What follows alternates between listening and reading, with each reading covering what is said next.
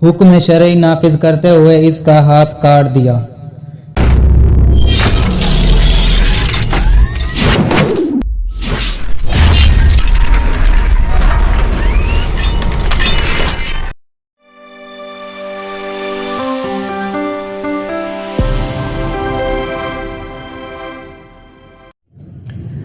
अस्सलामुअलैकुम वरहमतुल्लाहि वबरकातुहू।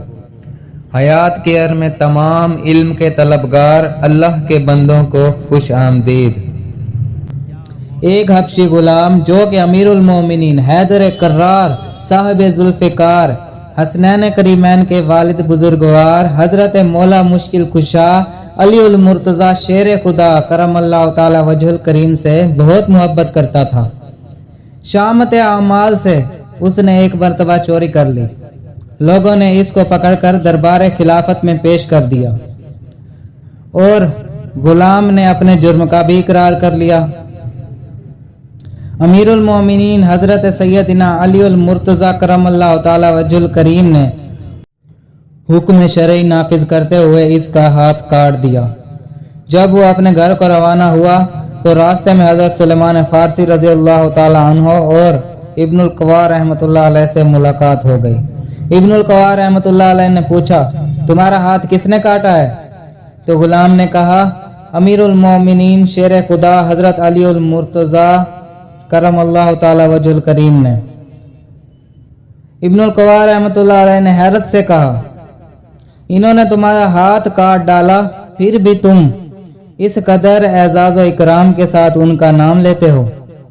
गुलाम ने कहा, मैं इनकी तारीफ क्यों ना करूं?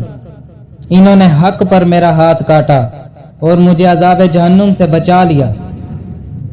हजरत सैयदना सुलेमान फारसी रज़ियल्लाहु ताला अन्हु ने दोनों की गुफ्तगू सुनी और हजरत सैयदना अली उल मुर्तज़ा करमल्लाहु ताला वजहुल करीम से इसका तज़किरा किया तो आप करमल्लाहु ताला वजहुल करीम ने उस गुलाम को बुलवाया और उसका कटा हुआ हाथ कलाई पर रख कर रुमाल से छुपा दिया।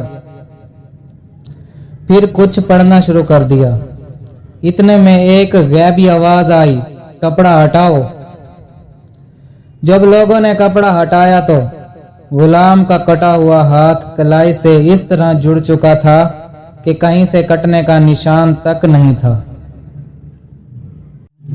अगर आपको हमारी और वीडियोस चाहिए हो तो हमारे हयात केयर के चैनल को सब्सक्राइब कर लें और बेल के आइकन को क्लिक कर लें ताकि हमारी हर नई आने वाली वीडियो पहले आप तक पहुंच सके। और आप हमारी वीडियोस से इल्म का फैज़ हासिल कर रहे हैं तो सदका जारिया के तौर पर दूसरे भाइयों को भी शेयर करें ताकि वो भी इल्म से फ़ायदा उठा सकें। अल्लाह हाफिज़।